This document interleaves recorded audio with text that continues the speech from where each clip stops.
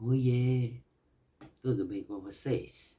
Bom, conforme prometido, vamos dar início às nossas cláusulas contratuais. Antes de iniciarmos, gostaríamos de aqui pedir para vocês, se gostarem do nosso vídeo, dá um like. Isso ajuda a gente a prosseguir, tá? Vamos lá, pessoal. Bom, nós colocamos para vocês que a gente iria subdividir o contrato de locação em tópicos. Então, em cada um desses tópicos, nós vamos colocar as cláusulas, vamos discorrer as cláusulas a respeito desse tópico. Então, já colocamos lá as partes contratantes, já qualificamos locador e locatário, e já colocamos também o imóvel que está sendo locado. Nesse tópico do imóvel que está sendo locado, nós podemos também acrescentar a finalidade da locação, ou seja, se o imóvel será utilizado para fim residencial ou não residencial, ou mesmo comercial. Então, dentro dessa cláusula, nós colocaremos o imóvel que está sendo alocado, o imóvel, o objeto desta alocação, é situado na rua tal, número tal. Vamos colocar também um CEP dessa rua para identificar melhor. E, se for possível, também o número do contribuinte cadastrado na prefeitura do município desse imóvel. Bom também colocar, se for possível, o número da matrícula e o cartório de registro de imóveis onde está registrada essa propriedade, se existir, que a gente sabe que não é necessário para efetuar uma locação que o imóvel esteja registrado no registro de imóveis. A gente já falou isso, que a figura do locador pode ser um compromissário comprador. Quer dizer, tem um contrato, às vezes, que o pessoal chama contrato de gaveta, né? E que ainda não está registrado. Mas isso não impede de fazer a locação. Mas se a gente tiver o número da matrícula e o cartório do registro de imóveis onde está registrado, podemos também colocar aí quando a gente coloca o imóvel que está sendo locado. Tá? Feito isso, nós podemos iniciar colocando uma cláusula. Nós podemos chamar assim de cláusula segunda, porque a primeira foi o imóvel que está sendo locado. A cláusula segunda, nós podemos identificar a finalidade da locação. Então, ajustaríamos o imóvel locado está sendo destinado à residência do locatário, ou, se for para um escritório, para fins não residenciais, é bom a gente colocar entre parênteses até a finalidade um pouco mais discriminada. Se vai ser para um escritório, para um consultório médico, para um consultório psicológico. Quanto mais a gente discriminar a finalidade, a gente não corre o risco, no futuro, de um locatário alegar que a locação é para aquela finalidade que ele está exercendo, quando na realidade, quando o locador alugou, pensou ser para um determinado fim, para um escritório, e pode haver um desvio dessa locação. Então, se for possível, a gente coloca também mais discriminado a finalidade, tá? Depois nós vamos passar para o tópico do valor do aluguel. Então, aqui nós vamos ajustar entre as partes qual será esse valor mensal de locação. A lei do inquilinato diz que é livre a convenção do valor do aluguel. Então, aqui não há problema nenhum no quanto está sendo valorado esse imóvel. Desde que as partes estejam em acordo, o valor da locação é livre. Mas é muito importante que a gente também discrimine aqui, nessa cláusula do valor locativo, até o tópico pode vir lá também a forma de reajuste desse valor de aluguel. Então, nós colocamos uma cláusula X, nós vamos acompanhando, é claro. A primeira foi lá do endereço, a segunda pode ter sido a finalidade da locação. Agora nós vamos colocar o valor do aluguel.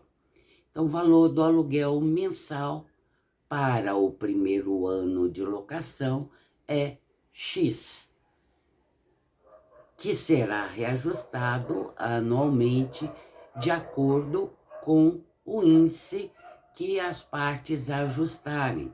Esse índice também é livre, as partes podem convencionar o índice que elas pretendem nesse reajustamento de aluguel. Logicamente, como eu já disse para vocês, não podemos vincular o valor locativo à variação do dólar, mas podemos ajustar pelo IGPM, podemos ajustar pelo IPCA, IPC. Nós temos vários índices que são autorizados pelo governo para o reajustamento do aluguel. É bom que deixe claro que esse reajustamento será feito a cada período de 12 meses, que é o que a lei hoje nos permite. O período mínimo para o reajustamento do aluguel é de 12 meses. Já tivemos ocasiões no passado em que havia a possibilidade de um reajustamento semestral, um reajustamento quadrimestral, mas tudo isso a partir da lei do inquilinato não é mais permitido. Então, hoje, nós temos que reajustar o aluguel após um período de 12 meses, ok? É bom ficar atento a isso, porque se vocês colocarem um prazo menor para o reajustamento, o locatário poderá, no futuro, alegar que a cláusula é nula. Mas aqui fica uma dica para vocês. Eu sempre coloco nos meus contratos que se houver alguma liberação governamental, alguma autorização para que o reajustamento do aluguel possa ser feito em um prazo inferior a 12 meses, que essa norma poderá ser aplicada ao nosso contrato. Então, nós podemos também fazer essa previsão no contrato de locação, ok? Então, agora nós podemos partir para a parte que a gente estava falando, a data e forma de pagamento do aluguel, que seria um outro tópico. Então, aqui as partes vão ajustar qual a data prevista para que o inquilino faça o pagamento dos aluguéis. Então, aqui vocês vão colocar uma cláusula ajustando o dia para esse pagamento e qual a forma que será realizado. Se será mediante depósito em conta do locador, e aí a gente já pode mencionar aqui qual o banco para depósito, número de conta corrente, em nome de quem será feito esse depósito. Mas aqui é uma coisa que também a gente não pode deixar assim fixado sem que haja uma abertura, porque amanhã um locador pode querer mudar a forma e local de pagamento de aluguel. Hoje, por exemplo, ele pode entregar o imóvel locado para uma administradora. Então, esses aluguéis seriam feitos para essa administradora. E amanhã ele muda, ele não quer mais administradora e quer receber os aluguéis diretamente, ou mesmo passar para uma outra administradora.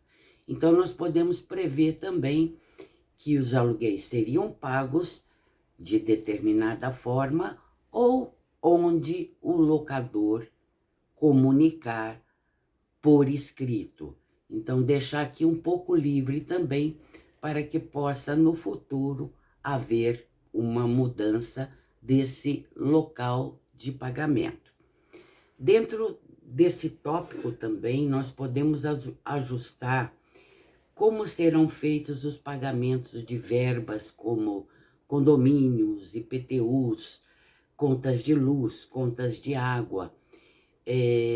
Há locadores que têm um receio de que o inquilino se ajuste diretamente com a administradora de condomínio ou que pague diretamente os valores de IPTU para as prefeituras, porque se corre o risco de ele não pagar, quem será acionado será o dono do imóvel. Então, é preciso ficar bem atento aqui de fazer um ajuste. Se você deixou que o locatário pague diretamente para a administradora do condomínio ou diretamente para a prefeitura, é bom que o locador esteja sempre verificando se esses valores estão sendo pagos, para não ter problema no futuro.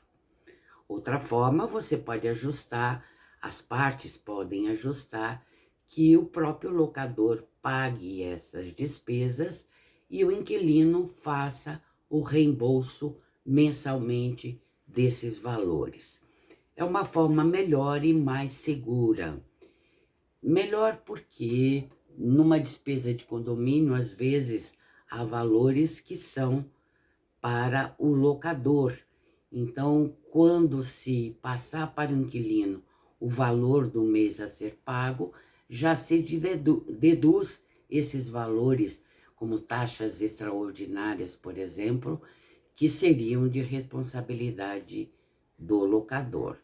Então, é mais uma garantia, se o locador quiser que os valores, se tem a certeza que esses valores estão sendo pagos, que ele mesmo efetue o pagamento desses valores. Administradoras normalmente fazem isso. Elas pagam os valores e depois cobram no mesmo boleto, juntamente com o aluguel, os valores referentes a condomínios e PTUs. Conta de luz, normalmente se coloca em contrato que o locatário deva passar para o seu nome, para que conste junto à concessionária, tanto de luz como água ou gás, ele como consumidor, para que o locador não venha a ser responsabilizado no futuro por eventual valor não pago, ok? Vamos seguindo por aqui. Daqui a pouco eu volto com novas cláusulas para vocês.